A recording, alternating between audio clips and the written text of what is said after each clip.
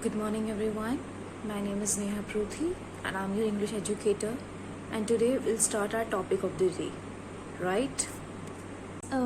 We have done earlier chapters, but now today we'll focus on this poem. And this poem is all about the bird, the nightingale, and the glowworm. You know, the nightingale is your koel, and the glowworm is your jugnu, right? In Hindi, we might know the names more frequently, right?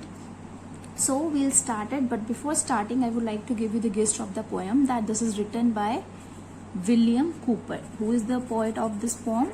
William Cowper, right? And he had published it was published in 1832, 31st March 1832, and it was published in a separate magazine, that was Penny Magazine, right? That was the source. So the nightingale and the glowworm, and there are features also. The glowworm is a bit of clever one, and you will come to know when you will start reading this line by line and stanza wise, right? Let's start with the first stanza.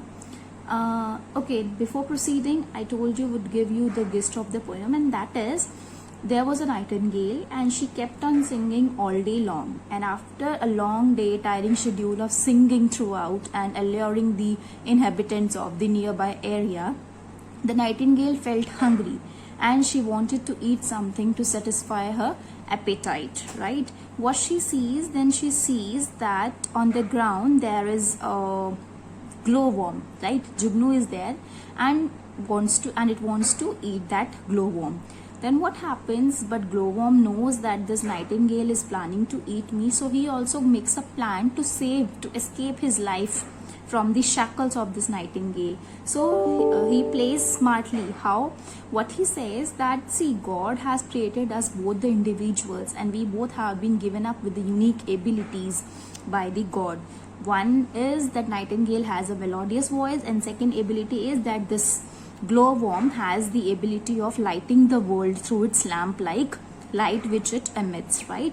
So he says that we both have been blessed and endowed with the positive qualities, unique qualities by the God, and we must not harm each other, and we must survive in this world to make it a better place. So what moral do we derive from this is that every man is unique and we have the unique abilities, so we should respect the differences and we should not hurt the feelings of each other, right? Now we'll start the summary stanza wise, right? A nightingale that had all day long means a nightingale, the bird. This bird is singing all day long. What has he done? He has cheered the village with his song. Now what has he done? He has cheered, means he has give a pleasant feeling to the villagers and the inhabitants of that area who has listened to the song of this nightingale. He began to feel as well as he might, means he starts to feel hungry as well. He might also, because after the day-long schedule of singing, he might have felt hungry. The keen demands of appetite. Appetite is hunger, right? So he feels hungry. He wants to eat something. First paragraph says that, what it says, that the poet describes how a nightingale had been singing all day and had cheered up the inhabitants of the nearby village in this process, right? And when evening came, the nightingale had still not stopped singing. However, around the time, what happens? The nightingale began to feel the pangs of hunger. Now what happens next? Let's proceed. When looking eagerly around, what the nightingale does, he just looks around for some hunt or some prey. He spied far off upon the ground. See, he's perched on the branch of a tree at the top side, right? But what he does, he spied far upon the ground. When he's spying, what he sees something shining in the dark. As it is evening, darkness is there across the sky. So he sees something shining in the dark and knew the glowworm by the spark. And he knows that this is the glowworm. But how does he come to know? Because of the spark, because of the light which he is emitting, right? So this paragraph is clear. When he is looking around eagerly to find out what should he eat, so he spied off at the ground and he sees something shining in the dark light of the evening, and that he sees, and he knows that this is the glowworm, and he decides that he is going to eat this glowworm to satisfy her pangs of hunger, to satisfy her appetite, right? Now what happens next? So stooping from the treetop, stooping means bending, right? to just when we look something by bending, jhukna. So stooping from the tree top, he thought to put him in his crop. So he thought, he makes a plan that let's make him a prey and let's eat this to satisfy the hunger. The worm, aware of his intent is intention. Now the glowworm is also very stingy and he's very clever, and he knows what are the true intentions behind this nightingale's effort. So he spoke to him thus right, eloquent. Eloquent is when you're able to express your true meaning. You are so effective in expression by the speech. So what worm says, worm knows the intention of this nightingale, and he speaks to him in very eloquent manner, in a very persuasive manner. He says, now next stanza, let's see.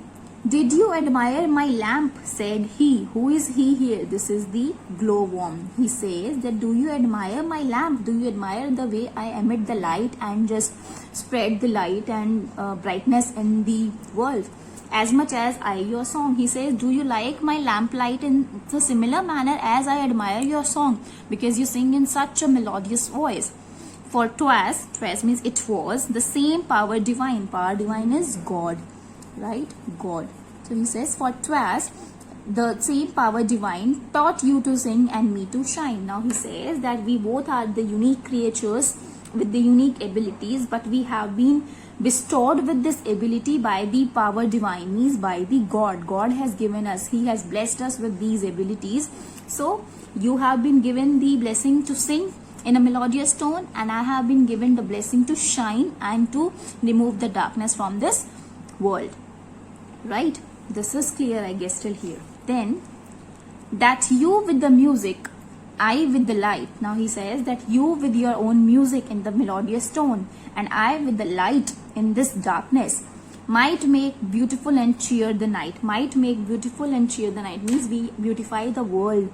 We bring the cheerfulness to this dark night. The songster. Songster is who? Who is the songster here? The nightingale. The nightingale, because she is singing the song, na? So she is the songster here. The nightingale heard his short oration. Oration is the speech, right? Heard this short oration and wobbling out his approbation. Wobbling is this is the ability of the birds to sing in modulation. Wobbling is singing in modulation, just that using the trills and making your voice up and down. This all modulation. Out his approbation. Approbation means that his official consent or authorization, as if the nightingale has been approbated, has been given the official consent to just sing in that village and to provide cheerfulness to the villagers and inhabitants there. Released him, as the story tells, and found a supper somewhere else. So now what she feels, approbation is concerned with two things. Firstly, the nightingale has been approbated, has been given the authorization to sing in that area, right, to provide cheerfulness to all the inhabitants of the village. Second approbation is, now after listening to the speech of the glowworm, the nightingale feels that she is now authorized to release him, that she must not eat him again, and the story tells, and found a supper somewhere else. Supper is the meal which we take between our lunch and dinner. So she says, now I must find supper somewhere else instead of eating this glowworm. So it is decided that nightingale is not going to eat this glowworm again. I hope this is clear. I'm going to paraphrase it again stanza wise. Here in the first stanza it says the nightingale keeps on singing all day long and is cheering the villagers with his melodious voice, and he began to feel, and he might also, because after day long work and hard work, he feels the pangs of hunger. Now he is looking here and there that what he should eat to satisfy the pangs of hunger. Then he spies off on the ground and he sees something shining in the dark, and that is the glowworm. So he finally decides that he is going to eat him as his supper. But the glowworm is also very clever. When the nightingale was bending from the tree, the glowworm came to know about the intention, and then he gives a speech. He says that, do you admire my way of lighting the world as I admire your song, that you sing in such a melodious voice and you provide cheerfulness to us.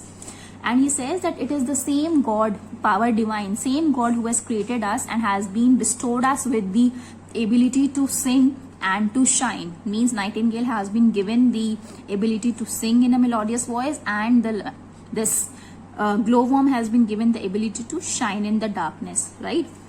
So he says that you with the music, I with light. Means you brighten this world with your melodious music, and I brighten the world with this light. It might make beautiful and cheer the night. Now he says the songster, means the nightingale, heard the speech, and he was just, I told you, he gives the eloquent speech. Now this speech of glowworm had an impression on the nightingale, and she finally decides that he is not going to eat her longer and is going to find out this supper somewhere else, right? I hope I am clear to it. Thank you.